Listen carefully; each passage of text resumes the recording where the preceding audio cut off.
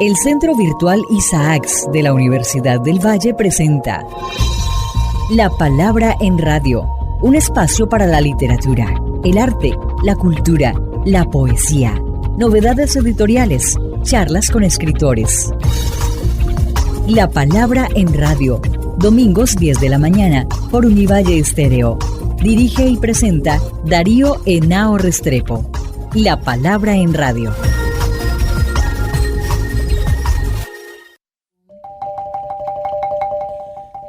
Llegamos los negros.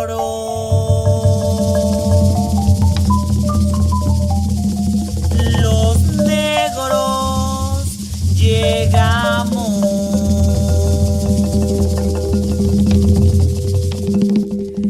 Llegamos los negros.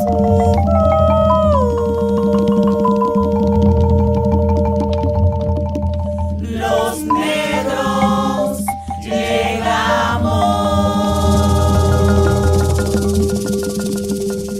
De donde venimos, éramos esclavos, ahora somos libres, no tenemos amos, marcas y reseñas, ya nos las borramos, y nuestras heridas también las curamos, somos palenqueros. Muy buenas, amables oyentes, como siempre, todas las mañanas de domingo aquí en nuestro programa La Palabra en Radio, un programa del Centro Virtual Isaacs de la Escuela de Literatura de la Facultad de Humanidades de la Universidad del Valle.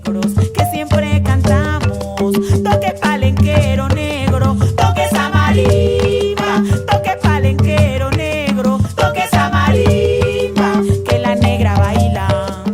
Como les anuncié la semana pasada, vamos a tener hoy nuevamente a Michael Leslie, profesor de la Universidad de Florida del Departamento de Periodismo y Comunicación, más específicamente de Comunicación Intercultural de esta universidad. Y bueno, vamos a seguir conversando con Michael y bueno, te agradezco que estés con nosotros y empezar un poco sobre Colombia, es decir, qué te interesa y te trae a Colombia en esta oportunidad. Confiésate.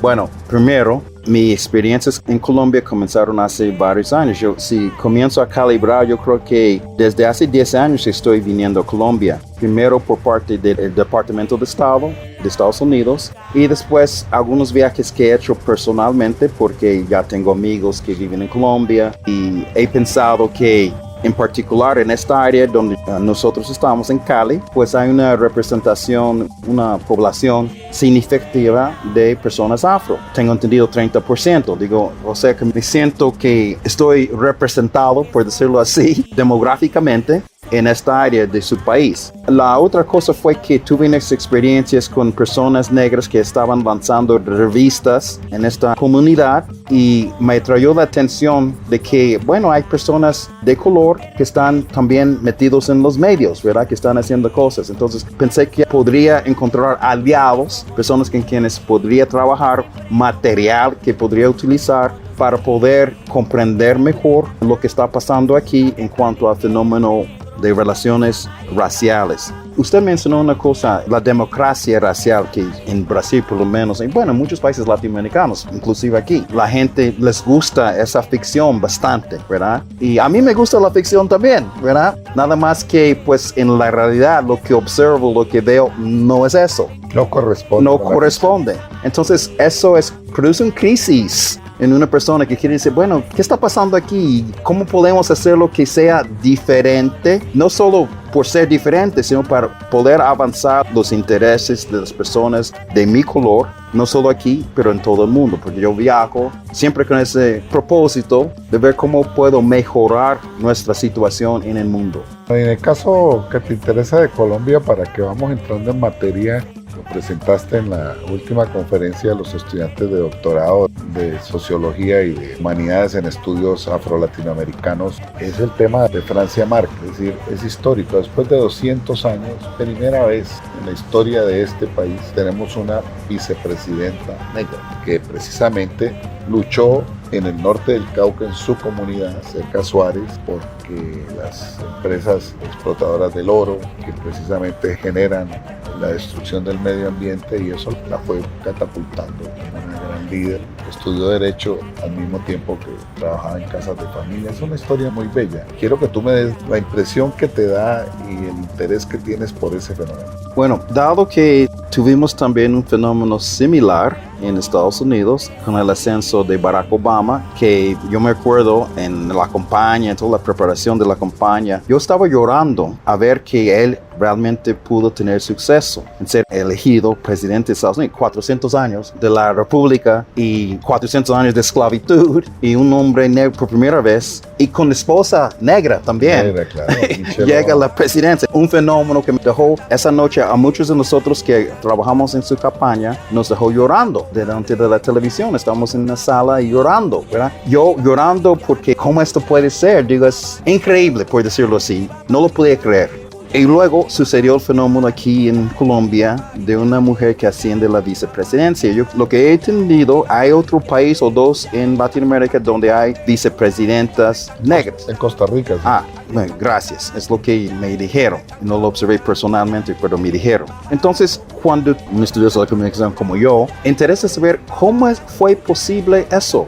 Porque los medios son los medios, ¿verdad? Saben lo que quieren hacer, lo que no quieren hacer. Hay personas que son muy cínicos y dicen, no, la pusieron ahí porque va a servir los intereses dominantes, es un buen imán. Esa es la plática que se hace de Obama, que en muchos casos es cierto. Digo, siguió muchas políticas también de la clase dominante, ignoró muchas veces los temas de los negros en el país, casi no hablaba de ello. Es de interés ver lo que va a hacer Francia Márquez, cómo va a ser utilizada o destruida o elevada por los medios de comunicación según la política que ella desempeña. Por eso el caso colombiano es muy interesante. Podría ser hasta un caso comparativo, ¿verdad? De lo que pasa cuando los negros están en posiciones de poder en varios países de Latinoamérica. Podría ser.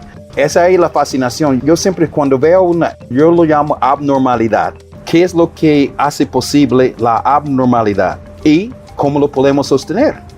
Exactamente, yo creo que ya empezaron a hacer un sondeo y recoger materiales sobre la imagen de ella en los medios sociales, en la prensa dominante, de élite, nosotros decimos. No hemos hecho y creer, el interés es ella o las personas que están alrededor de ella también tienen una estrategia publicitaria, una estrategia de comunicación. Sería muy interesante para nosotros ver esa estrategia es eficaz o no. Segundo, cómo se puede mejorar esa estrategia de tal manera que las comunicaciones apoyan más el proyecto de ella del gobierno, porque hay estrategia de comunicación. Entonces, queremos perfeccionar los métodos de rastrear los mensajes de ella, a quién están llegando, cómo es que la gente está hablando lo que ella dice, y segundo, medir la eficacia de eso en el comportamiento de las personas que reciben los mensajes. Entonces, el proyecto tiene institucional, quién está haciendo los mensajes. Segundo, cuáles son los mensajes. Tercero, cómo están llegando, cómo están siendo interpretados. Ese es el proyecto. Extraordinario, Giselle. Una estudiante que está trabajando contigo de sociología, ella es afro, es de Puerto Tejada, que es una de las palenques fuertes, ahora vive en Jamundí. Ella mostraba algunos ejemplos, incluso muy significativos. Hay uno que no, seguramente van a llegar a él. Cuando ella llega a la casa que le asignan a la vicepresidenta, ella va a visitar los cuartos del personal de servicio que vive dentro de la casa. Y dice, hombre, esas sábanas, esos colchones, todo eso que utilizan está muy viejo, muy en desuso, muy descuidado. Y entonces ella se gasta un dinero mandando a comprar todo nuevo, colchones, sábanas, todo el equipo. Se gastó una plata y ese fue el primer escándalo. Entonces ella sostuvo que esa gente tenía que tener dignidad. Había ahí gente mestiza o de origen indígena o afros, que es la gente que hace servicio. ¿Sí? Tal vez el hecho de que haya utilizado un helicóptero para que la trasladen por seguridad a un lugar también. Entonces hay muchos casos de esos que seguramente en el análisis de ustedes van a ver los medios alternativos, porque te he oído hablar de la importancia que puede tener en este momento cambiando no solamente los medios dominantes, sino los alternativos, donde se hace resistencia. Volviendo a lo que usted mencionó en cuanto a mejorar inmediatamente las condiciones, las personas que están alrededor de ti, yo creo que la conciencia de una persona que dice o que piensa es normal, y sí es normal en nuestra sociedad que las personas de ciertas etnias no tengan, que esa es la normalidad, eso no es sorprendente, pero la persona que dice vamos a cambiar la norma y lo está haciendo ella misma en su práctica, no hablando de eso, sino lo que tú haces en la vida. Eso es lo más importante, porque las personas observan, ¿verdad? Y aprenden de la práctica. Así que es admirable, yo no sabía eso, es admirable. Y que eso pasara también, que sea divulgada, quien lo está viendo, para que lo puedan apreciar, pueden formarse una idea diferente de ella, que no sea la idea de una persona que está gastando recursos del Estado en cosas que no son importantes. No, eso es muy importante. Eso lo que decían es el simbolismo, es importantísimo de las acciones. Nosotros estamos tratando de distinguir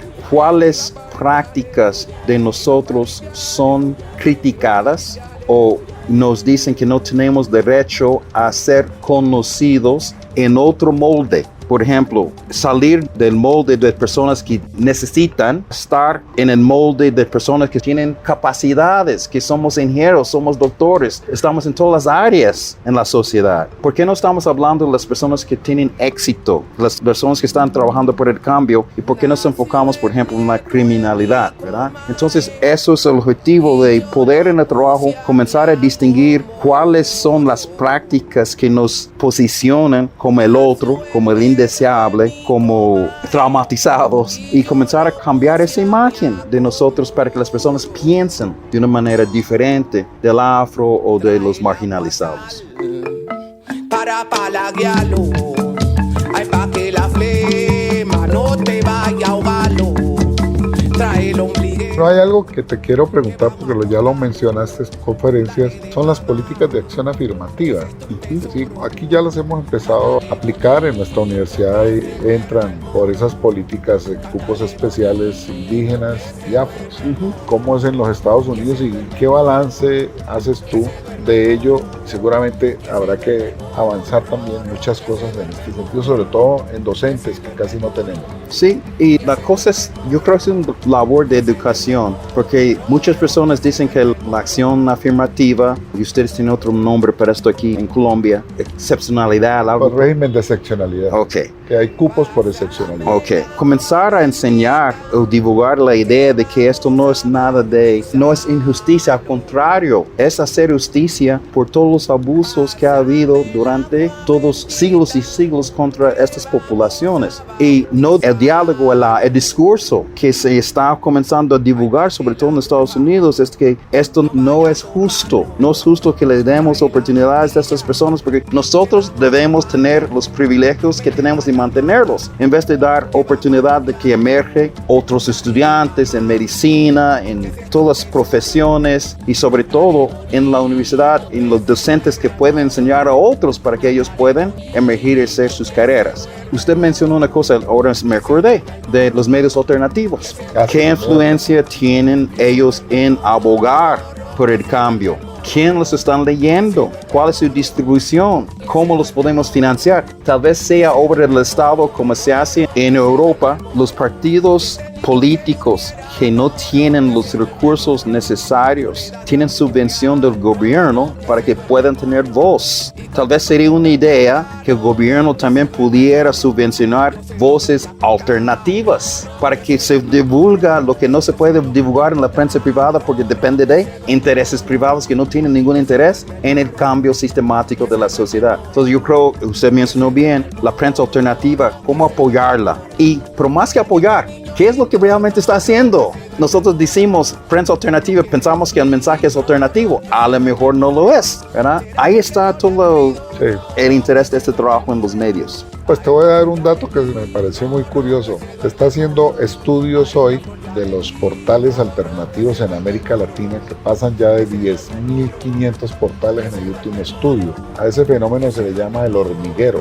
Pero los que están más preocupados en estudiar eso y están colocando investigaciones y están dando recursos es Google. A ellos les interesa saber eso que está pasando, para dónde va, qué hacen. Y es muy interesante. Tenemos ya estudios acá en Colombia alrededor de eso, ¿no? Porque el fenómeno tiene impactos como, por ejemplo, el estallido social en Cali, en Colombia, de la juventud, en los barrios. Fue un estallido que se movió fundamentalmente a través de medios alternativos. Comunicación por Facebook, por Instagram, por YouTube, por WhatsApp, por teléfono. Y esas ciudades eran hordas de jóvenes y de protestantes en toda la ciudad, manifestaciones multitudinarias. De manera que ese efecto es el que está hoy preocupando muchísimo, ¿no? Sí, y otra preocupación que yo tengo, algunos de nosotros tenemos, es en la manera en que, la evolución de Facebook, Google, en cuanto a la censura.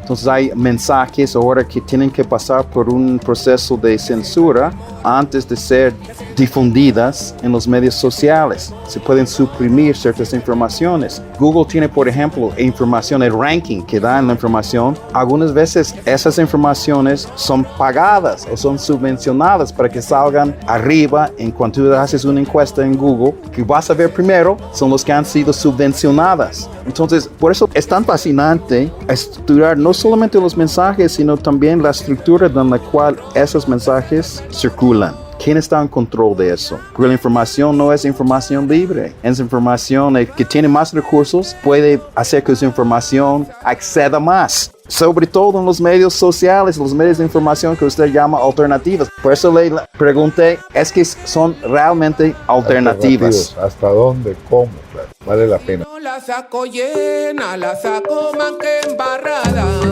Que si no la saco llena, la saco más que embarrada.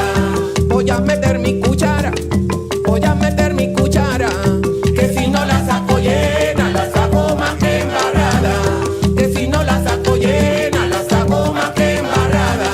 Las plumas de una gallina, el viento se la llevó. Hay un tema que mencionaste y que me parece importantísimo hoy, que tiene que ver con lo que tú estudias. Has estado en China, para que nos hables de la experiencia de China y del tema de cómo hoy, por la disputa geopolítica entre un imperio tan poderoso como los Estados Unidos y una nación que está en ascenso como China, que ya prácticamente en términos comerciales, científicos y técnicos está equiparándose a los Estados Unidos. Para que nos hables también un poco de cómo se construyen imágenes de los chinos y cómo también son los chinos allá. Hice un estudio sobre la manera en que los chinos están invirtiendo en los medios en África. Entonces, ellos son muy conscientes de que los Estados Unidos y Europa, históricamente por la France Press y por Reuters y por la AP, bueno, han tenido esa influencia en los medios, divulgar el punto de vista, por decirlo así, de los europeos o los americanos.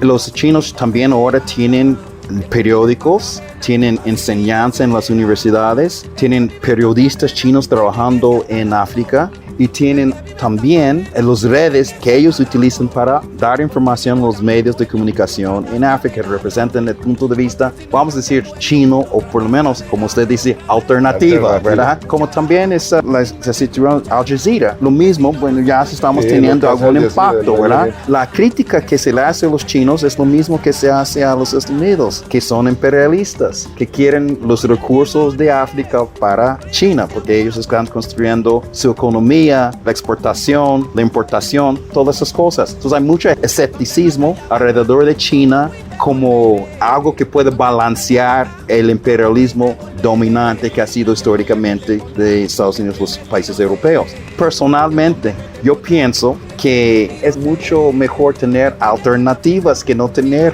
alternativas. En particular, y se disputa, pero muchos proyectos en África no querían financiar los americanos ni los europeos, pero lo han financiado los chinos. Puertos, carreteras, escuelas, edificios, palacios de gobierno. Entonces quiere decir, si uno es, de mente abierta, hay que reconocer que están haciendo cosas importantes y útiles en el continente africano. Eso se reduce en pocas palabras a esto. Yo creo que hay que ser muy astuto en ver las críticas que se hacen a China, porque si China está confrontando el imperialismo americano, pues a lo menos tenemos otra posibilidad para poder realizar nuestros sueños de liberación, de independencia.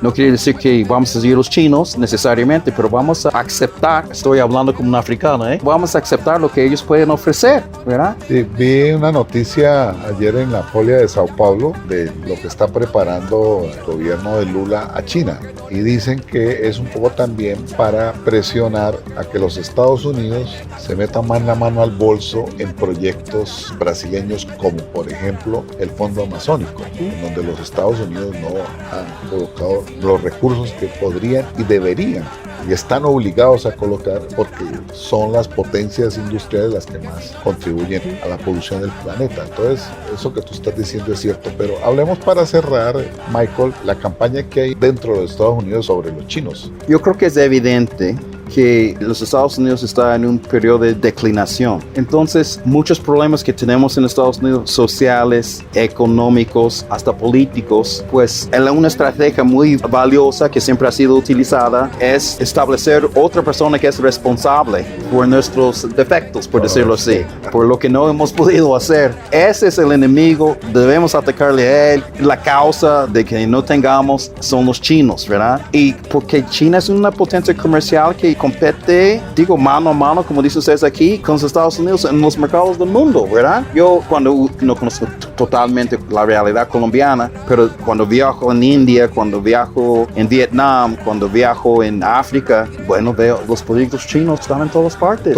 En todas partes. Entonces están desplazando, por decirlo así, los intereses americanos. Por eso tenemos esa reacción, mi país, mi gobierno, las empresas, porque China es una amenaza a los intereses de los Estados Unidos. Por eso esa campaña interna, política, agresiva, decía, mediática. Inclusive los chinos, reducir el número de chinos que pueden ir a estudiar a Estados Unidos, porque van a aprender la tecnología. En mi colegio están aprendiendo cómo hacer las relaciones públicas, cómo hacer propaganda, cómo utilizar los medios de la prensa para poder avanzar sus intereses. Y más importante, los intereses comerciales. Ese es el enfoque en la economía, en la prensa, la propaganda. Ahí es donde veo muchos estudiantes chinos y muchas universidades tienen la presión del gobierno de bajar el número de chinos que están en sus programas de educación.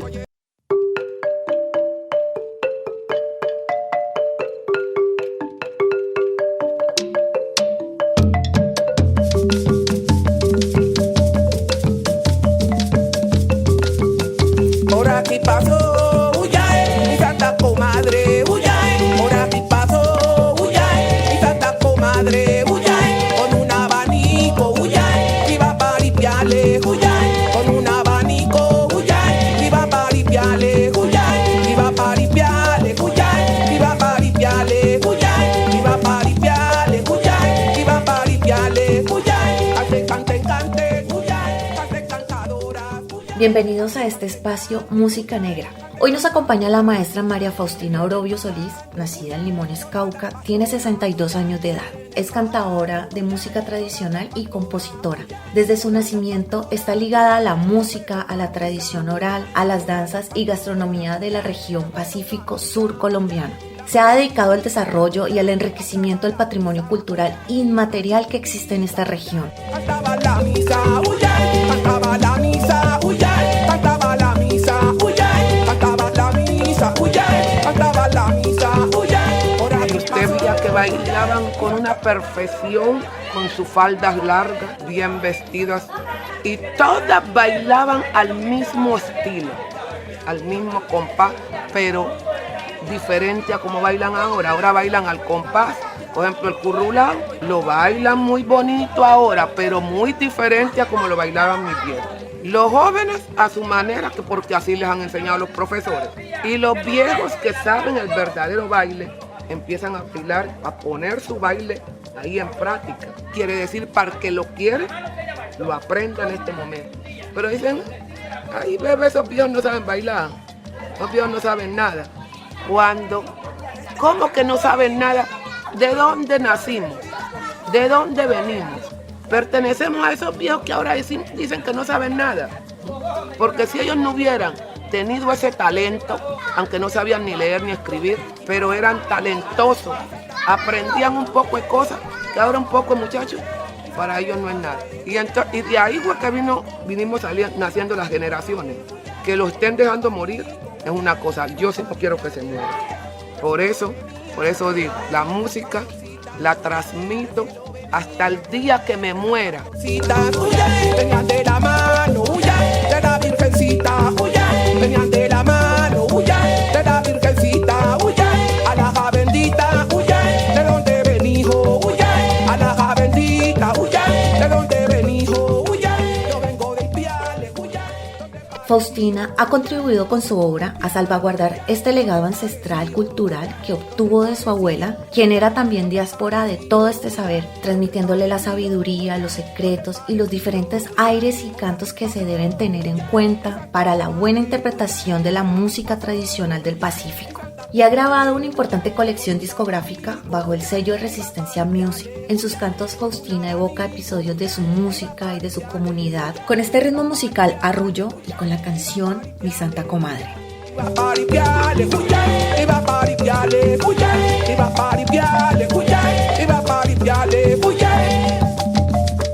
Bueno, hemos tenido una conversación bastante ilustrativa con el profesor Michael Leslie, a quien le agradezco haber estado aquí en nuestro programa La Palabra en Radio. A todos los oyentes los invito a escucharnos todos los domingos. Agradezco a mi productora general, Shirley Sainz Mosquera, y quien les habla, Darío Henao Restrepo. Les desea un buen final de domingo y los espero aquí la próxima semana en La Palabra en Radio 105.3 de la FM Univalle Estéreo.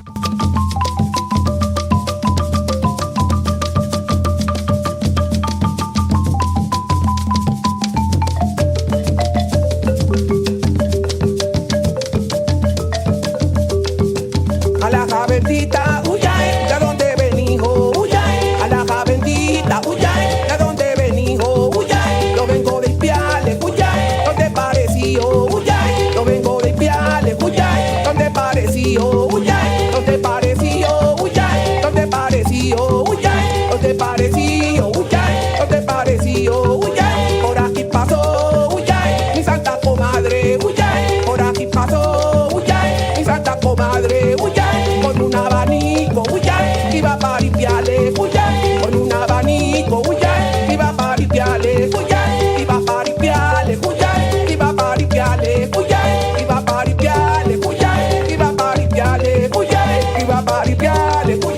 iba para limpiarle, iba para limpiarle, iba para limpiarle, iba para limpiarle, iba para limpiarle, iba para limpiarle, iba para limpiarle,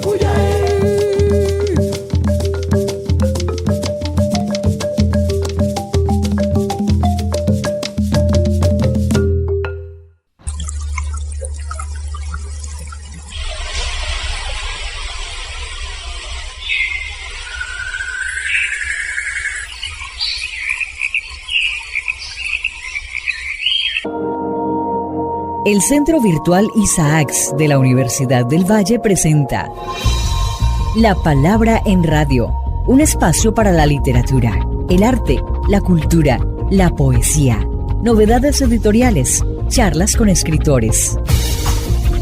La Palabra en Radio, domingos 10 de la mañana por Univalle Estéreo. Dirige y presenta Darío Henao Restrepo. La Palabra en Radio.